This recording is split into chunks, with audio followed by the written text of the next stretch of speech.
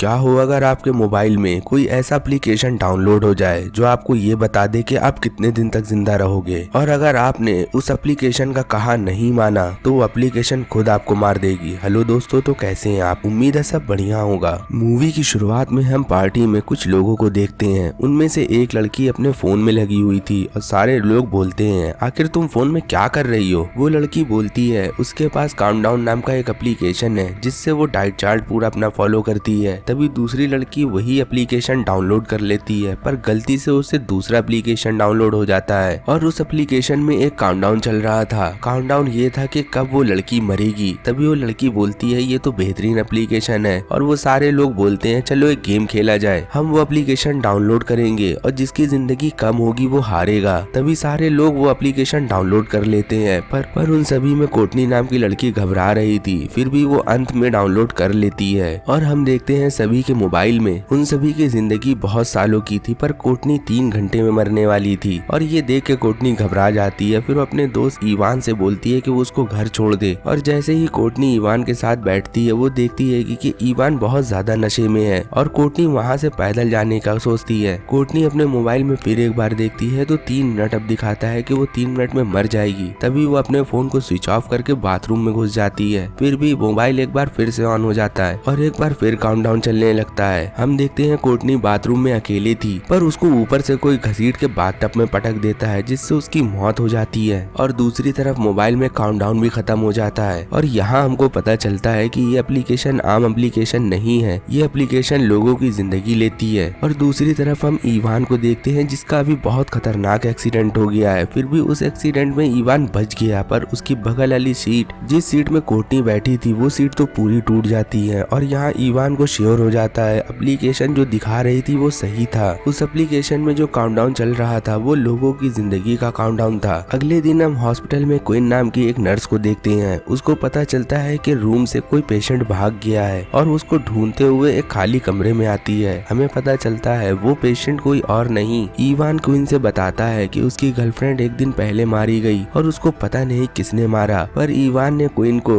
उस एप्लीकेशन के बारे में बताया कि ये एप्लीकेशन जिंदगी का काउंटडाउन बताती है, और क्वीन ये बात सुन के वहाँ से चली जाती है। फिर हमें दिखाया जाता है क्वीन अपने स्टाफ के साथ बैठी थी और वो एप्लीकेशन के बारे में सभी को बताती है, और उसी एप्लीकेशन को सारे लोग डाउनलोड कर लेते हैं। पर तभी उस हॉस्पिटल में एक पेशेंट आती है जो थोड़ी देर में मरने वाली थी, पर डॉक्टर उसको बचा लेते हैं। क्वीन फिर अपने घर जाने के लिए रेडी होती है। तभी उसके फोन में एक नोटिफिकेशन आता है और वो नोटिफिकेशन काउंटडाउन एप्लीकेशन का था। तभी क्वीन सोचती है क्या होता है इस एप्लीकेशन से, और वो डाउनलोड कर लेती है। और वो देखती है कि वो 3 दिन में मरने वाली है। क्वीन इस एप्लीकेशन को इग्नोर करके अपने घर चली जाती है। दूसरी तरफ हम इवान को देखते हैं जो हॉस्पिटल में डॉक्टरों से छुप रहा था और वहाँ से भागने की कोशिश कर रहा था। तभी उसको शीशे में कुछ काला साया दिखाई देता है और उसके डर से वो सीढ़ियों की तरफ भाग जाता है। तभी उतने में लाइट चली जाती है और वो मोबाइल का टॉर्च जला के जैसे सीढ़ियों की तरफ देखता है तो उसको कोटनी नजर आती है। इवान कोटनी की तरफ देख ही रहा था, उतने में वो भूत बन जाती है और इवान घबरा के सीढ़ियों से गिर जाता है और गिरते हुए उसकी मौत हो जाती है। अगले दिन क्वीन हॉस्पिटल आती है और उसको पता चलता है कि इवान की मौत हो गई, और उसको ये भी शक हो जाता है कहीं उसकी मौत काउंटडाउन की वजह से तो नहीं हुई है। तभी वो उसके रूम में उसका मोबाइल लेके आती है। क्वीन देखती है मोबाइल में लॉक लगा हुआ है। फिर वो मुर्दा घर जाती है और उसका मोबाइल खोलती है। क्वीन जब काउंटडाउन ऐप खोलती है तो उसकी आंखें फटी की फटी रह जाती हैं। उसमें काउंटडाउन बंद हो जाता है। अब उसको बहुत ज्यादा डर लगने लगता है कि कहीं उसके साथ ऐसा ना हो जाए। दरअसल क्वीन के पास अभी 1 दिन का टाइम है और क्वीन को अगले दिन अपने पिता के साथ अपनी माँ के कब्र में जाना होता है, और उसके पिता उसको फोन करते हैं जाने के लिए, तो क्वीन मना कर देती है कि वो नहीं जाएगी। तभी क्वीन के फोन में नोटिफिकेशन आती है कि तुमने रूल का उल्लंघन किया है। दरअसल ये नोटिफिकेशन उस आदमी के पास आती है जो रोजमर्रा की जिंदगी बदलने की कोशिश करता है और रूल के हिसाब से नहीं चलता। तभी ऐप उसको मारने की कोशिश करती है, और यहाँ पास क्वीन बहुत घबराई हुई थी और वो अपनी ड्यूटी खत्म करके अपने घर आती है। लैपटॉप में बहुत सी रिसर्च करती है। उसको इवान और कोटनी के बारे में पता चलता है, और ऑनलाइन बहुत सी वीडियो होती है जिसमें होता है कि ये सब गलत चीजें हैं, ये सब कुछ नहीं होता। ये सब सुन के क्वीन को बहुत ज्यादा तसल्ली मिलती है कि ये सब नकली है। क्वीन अपना लैपटॉप बंद करती है। तभी वो देखती है कि उसके सामने इवान का भूत आ गया है और वो डर के लाइट चालू करती है तो उसके सामने अब कुछ नहीं होता। क्वीन अब बहुत ज्यादा फ्रस्ट्रेट हो चुकी है। वो अपना फोन तोड़ देती है, यहाँ तक कि उसकी डिस्प्ले भी टूट जाती है, पर काउंटडाउन बंद नहीं होता। अगले दिन वो बहुत ज्यादा परेशान हो होके एक मॉल में जाती है और एक वो नया मोबाइल लेती है। जब वो मोबाइल खोलती है तो वो चौंक जाती है। दरअसल उस मोबाइल में पहले से ही काउंटडाउन ऐप पड़ा हुआ था और उसमें एक नोटिफिकेशन आती है कि तुमने रूल तोड़े हैं। क्वीन इस ऐप से बहुत ज्यादा परेशान हो गई थी। वो इस एप्लीकेशन को डिलीट करती है पर वो डिलीट नहीं होती। फिर वो परेशान होकर अपनी गाड़ी में आती है और रिवर्स देखती है तो एक काला आदमी उसको देख रहा था। फिर वो पीछे पलट के देखती है तो वो गायब हो जाता है और क्वीन यहाँ रिलैक्स हो जाती है। पर उतने में ही उसको पीछे से कोई पकड़ लेता है और वो घबरा के अपनी गाड़ी रिवर्स कर लेती है। पर कोई हादसा होने से पहले वो अपनी गाड़ी रोक लेती है। गाड़ी का मालिक बाहर आता है और क्वीन को बहुत ज्यादा डांटता है और बोलता है आखिर तुम कैसे गाड़ी चला रही हो। और उतने में ही एक लड़का मॉल से बाहर निकल के आता है और वो क्वीन की तरफ से बोलता है और उस आदमी से कहता है आखिर तुम्हारी गाड़ी में कुछ हुआ नहीं ना, तो तुम क्यों चिल्ला रहे हो उसको? जब गाड़ी में कुछ नहीं हुआ तो तुम यहाँ से जाओ। वो लड़का जिसका नाम मैट था वो क्वीन से बोलता है आखिर क्या हुआ? क्वीन बोलती है मेरे मोबाइल में एक काउंटडाउन ऐप आ गई है और उस ऐप में मेरी जिंदगी की काउंटडाउन चल रही है, वो कितने दिन तक और कितने समय तक जिंदा रहेगी। यहाँ पास मैट अपना मोबाइल निकालता है और बोलता है मेरे मोबाइल में भी काउंटडाउन चल रहा है और मेरी भी मौत का दिन तय हो चुका है। वो दोनों एक बार में जाते हैं और एक आदमी का मोबाइल लेके उस एप्लीकेशन को डाउनलोड करते हैं। दरअसल उनको ये देखना था कि आखिर एग्रीमेंट में क्या होता है और उनको ये पता भी चल जाता है। उस एप्लीकेशन के एग्रीमेंट में लिखा होता है कि मौत कहाँ होगी और कैसे होगी और कितने बजे होगी। पर कोई लोग भी वो एग्रीमेंट नहीं पढ़ते और हमेशा से एग्रीमेंट के रूल टूट जाते हैं। मैट फिर वॉशरूम जाता है, तभी उसके ऊपर हमला कर देता है एक डीमन। दरअसल वो उसका भाई था। फिर वो दोनों घबरा के एक पादरी के पास जाते हैं और उसको सारी बात बताते हैं। पादरी से क्वीन और मैट बोलते हैं कि हमने एक एप्लीकेशन डाउनलोड करी है और उसमें काउंटडाउन चलता है। जब वो काउंटडाउन खत्म होता है तो वो उस इंसान की मौत हो जाती है जिसने वो एप्लीकेशन डाउनलोड करी थी। क्वीन पादरी से वो भी बताती है कि उस एप्लीकेशन के कुछ रूल है, अगर उस एप्लीकेशन के कुछ भी रूल तोड़े तो एक नोटिफिकेशन आती है कि तुमने रूल का उल्लंघन किया है और उस इंसान को एक काला साया दिखाया जाता है। और यहाँ पादरी चौंक जाता है। वो बोलता है ओजिन। ओजिन सुन के मैट और क्वीन वो दोनों सोचने लगते आखिर ये क्या है। पादरी फिर एक किताब निकालता है और उसको एक कहानी बताता है। वो बोलता है कि एक राजा था और उसका एक बेटा था। बेटा बहुत ज्यादा अच्छा था और राजा बीमारी के कारण मरने वाले थे। तभी बेटा एक जादूगरनी के पास जाता है और उससे कुछ मांगता है तो वो जादूगरनी एक स्क्रोल देती है और बोलती है तुम्हें जब मौत आए और तुम डरो तो इस स्क्रोल को खोल लेना तो तुमको पता चल जाएगा। और वो राजकुमार वो स्क्रोल घर ले आता है और जब वो खोल के देखता है तो उसमें समय, डेट और टाइम सब लिखा होता है। उसमें ये भी लिखा होता है कि वो एक जंग के टाइम मरेगा और जब उस राज में जंग होती है तो वो खुद ना जाके अपने छोटे भाई को भेज देता है और वो छोटा भाई वो जंग जीत भी जाता है। जब उसका भाई जीत के जंग आता है फिर वो राजकुमार वो स्क्रोल लेके उस जादूगरनी के पास जाता है और बोलता है कि उसको कुछ नहीं हुआ और उसने भाई को अपने भेजा था तो वो जंग जीत के आ गया। वो